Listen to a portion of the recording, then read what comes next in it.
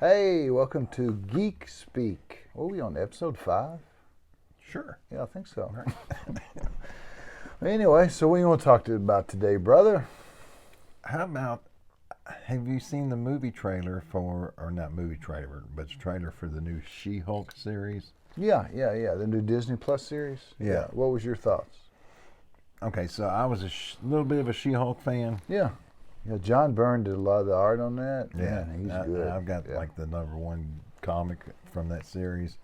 And I like it because she was like the very first character to ever break the fourth wall before Deadpool even done it. Yeah, I didn't know that. Yeah, so, but the CG in that, some of it was not good. I understand it's just a series. They're Right. not like throwing millions of dollars at it, but still, it's like, Yeah, I'd heard that. Now, you know how you hear things. You don't know whether it's true or not. I'd heard that Disney has had a hard time keeping their CGI guys. The ones that they have, they're overworking, which you could probably relate to. right? And so those guys are putting in super long hours. And to be honest with you, Disney spread a little bit thin. And, Especially when you told me they hadn't made any profit. Right. Now, so when I looked at it, a lot of people was raising hell about the CGI and saying it was bad. To me, I guess I'm so old, and I remember how crappy CGI used to be. Okay. That I have the ability to overlook that, because Well, I grew up on black and I was white. raised on bologna doesn't mean I can't still say this steak ain't as good as some of the steak. Right, I've had. you're right, but I was raised with old black and white Flash Gordons and stuff like that. So like CGI now, I'm still amazed by it. But the thing I noticed was in the video, in the little trailer they had, it seemed like she was doing better than the Hulk, and just a natural at everything. And I sure hope they don't make her a Mary Sue. I mean, I really like the hero's journey, where you got somebody that they're new to something and they struggle and they fail and they overcome it and they keep Right. working at it, and eventually they're successful. That's something we all can learn. But yeah, just have somebody come in and have them automatically good at something, male or female, that's a bad story, right? So I saw Shang-Chi the other day. Oh, okay. Well, I saw 20 minutes of Shang-Chi, and then I turned it off. And the reason being is because I'm a big Shang-Chi fan. Master of Kung Fu is his comic book Right. series. I remember it. And so when Bruce Lee hit it big in the 70s, they come out, Marvel said, you know what, we need to capitalize on that. So they come out with a Shang-Chi character. Well, he was looked identical to Bruce Lee, and he was tied in with the British Secret Service. So he was like a reluctant James Bond. And the art in it was done by a guy named Paul Galusi, and it was fantastic. Well, so when they said they was going to make a Shang-Chi movie, I'm excited. Well, the only thing Shang-Chi about that movie is the name Shang-Chi, because they changed his parentage, they changed his origins. He was a lot like Batman or Hawkeye. He was just somebody that had skill because he practiced. Right. And this, he's got magical rings, which actually look more like bracelets, but they call them rings. But anyway, yeah. Me and my wife, we got about 20 minutes into it, and as you get older, you realize your mortality kind of sets in. So we look at each other and like, do we want to spend another hour and a half of our life watching this? And so we shut it down. So yeah, I don't recommend it. Okay. Yeah. What about anything else? Okay, so I heard that there was going to be a new Dungeons and Dragons movie, or Yes. a Dungeons and Yeah, Dragons movie. yeah. So I jumped on it because, okay, you expect something and you're always disappointed. Yeah. Well, yeah. I was expecting it to be based after the cartoon, the kids in the fairground and then Sure. getting lost. Yeah. And it's not that. It looks good. I mean, don't get me wrong. It's cinematically good, and it's got the guy that played Captain Kirk in the Star Trek movie. Yeah, Chris Pine. Yeah, but it's not. I was wanting to see Eric and Uni and a little short like Danny DeVito playing the Dungeon Master or something like that. Yeah. I don't know what It I was would be expecting. neat to get a live action of that. Now, Right. I watched the same trailer, and it was called Dungeons and Dragons something. I don't know. Yeah. But anyway, they just recently showed it at the San Diego Comic-Con. Now, what struck me was there's been at least a couple of Dungeons and Dragons movies already that were really low budget flicks, but they actually had some creatures from the old Monster Manual. They had a gelatinous cube, they had an owlbear, they had a mimic, and so being an old school Dungeons and Dragons player, that was kind of neat to see that. Yeah. Now, Chris Pine had like real short hair, and I guess maybe it's because I'm used to Peter Jackson's Lord of the Rings, but to me, your fantasy guys should have long hair for some reason. I don't know why. So that kind of threw me off a little bit, but I've got hopes for it, and that they, just have a good time with it, have fun, and make it for, gamers today where they can really get into it. So I saw Doctor Strange in the Multiverse Madness, or Madness of the Multiverse. Yeah. And I actually liked it. I did too. Yeah, it was made by Sam Raimi, which done the old Evil Dead movies that come out when I was a kid. And he's just a real good, he did Xena, and he's real good tongue-in-cheek fantasy, horror type guy, and he doesn't take himself too seriously. He's in it for a good time. So in other words, a Sam Raimi movie never probably will win an Oscar. But more than likely, your chances are you're going to be entertained if you go and you see a Sam Raimi movie. But yeah, I really liked it. I thought it was pretty interesting, and from beginning to end, I was entertained. What did you think about it? No, I liked it. I really liked the way they went about explaining everything, and it was cool to see like the alternate universes. Yeah. I thought it was cool that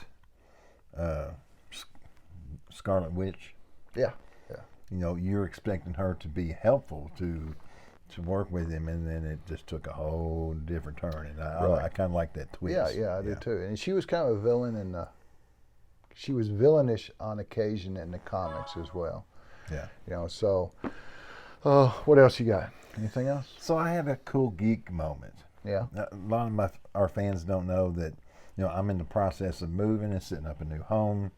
And so I had a few gentlemen who delivered washer and dryer. Yeah. Well, one of them was a young guy, and I had Stormbreaker and Mjolnir sitting on the mantle. Yeah. He lost his mind. Oh, he was like, dude, can I look at those? I'm like, yeah. I said, go ahead, pick them up. He's like, can you take my picture with him? I'm like, yeah. Right. He was pretending like, he knew exactly what he was doing. He pretended like it was heavy and he couldn't pick it up off the floor. And had me take pictures of it, and he sent it to whatever Instagram or whatever, TikTok or whatever he was doing. Yeah. But he was sitting there having a ball, and I was enjoying seeing somebody younger, geeking out. And it was cool to be able to kind of share that with a complete stranger. Right. And that's one thing we try to do with the videos we do in our channel, is you don't always bump into somebody geeky every day. And so it is nice to do that and have somebody that you can discuss that with. So let me ask you, do you know anything about Solomon Kane? I know the name. Well, I've heard of it. Well, here, look. Here's a book. So I brought this for show and tell today. So Solomon Kane is a character created by Robert E. Howard, which Robert E. Howard is known as Conan, and we have a huge video on Conan that you should definitely check out. But a lot of people don't know he wrote Solomon Kane or know much about Solomon Kane.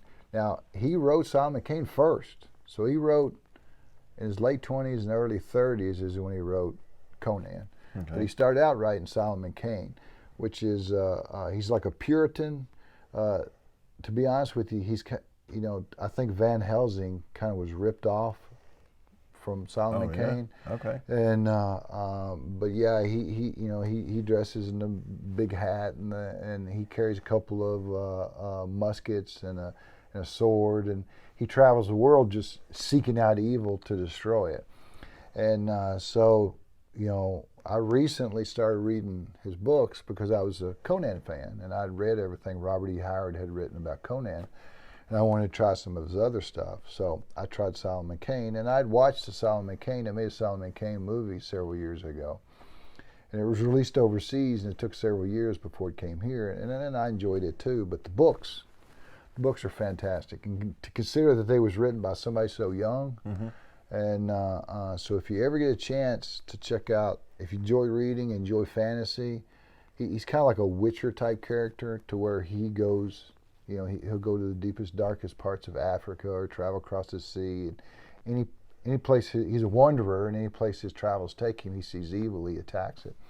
And he's not your common hero. He's real tall, super thin, big nose, you know, dresses like a pilgrim. Okay. You know, so but yeah, he's a really cool character. So if you get a chance to check that out, definitely check that out. It kind of looks like the preacher a little bit, doesn't it? Yeah. Well, I mean, you know, Van Helsing really was kind of based on, I think, Solomon Kane. So Robert E. Howard doesn't get a whole lot of credit for that character as much as he does Conan. But yeah, you should definitely check it out. So you got anything else? Not offhand. Okay. All right. Well, there is a geek that's a little bit younger than you and me, and his name's Eric July. Okay. And so he's got a real popular YouTube channel called Young Rippa 59 or something like that. I forget. But anyway, he'll talk about the current state of geekdom, movies and comics and stuff. And he's really unsatisfied with modern comics, and a lot of the politics and a lot of things they put in there. He just wants a good, entertaining story that he can escape from. So unlike most people, he put his money where his mouth was. So he decided he's going to start publishing his own comics. Okay. And so he basically put everything he owned up on collateral and got enough money to come out with an issue called ISON, I-S-O-N, and it's his first character. So he put up where you could buy the first 90-page comic, and he's going to call his universe the Rippaverse. And he, in the first few pages of comics, he lets you know what he stands for, what he doesn't stand for, his mission statement, how he's big on continuity, and how he's just there to entertain, and he's not going to take into the world's politics and beat you over the head with it. Right. He's just there to tell a story. A basic good versus evil. So so he was hoping to make his money back. Obviously, you know. Well, I mean, in the first 2 weeks, $3.5 million. Holy snap! Right. And so it done better than he could have ever imagined. He done better than he could ever imagine. And so I'm really happy for him, happy for the comic book community. And he says he's going to make more videos in the future to show how he did it. Well, I mean, that should be a message to all the other big banners. Right. You know, if this first comic book done as well as it did. Right. Without throwing all the politics and stuff like that. It shows you there's a market out there. Right. And what I like about him is he's going to have videos because he wants other people to do it. He's not trying to, he wants to make an alternative form of entertainment. He wants people to make movies, TV shows, comics that just take all that stuff that we're kind of up to here with and just have good, entertaining stories. And so I'm happy for him, and I wish him success. And it sounds like to me he's well on his way. I'll definitely have to look into that. Yep. So, you done, man? Yeah. All right. Okay. All right. See you guys later.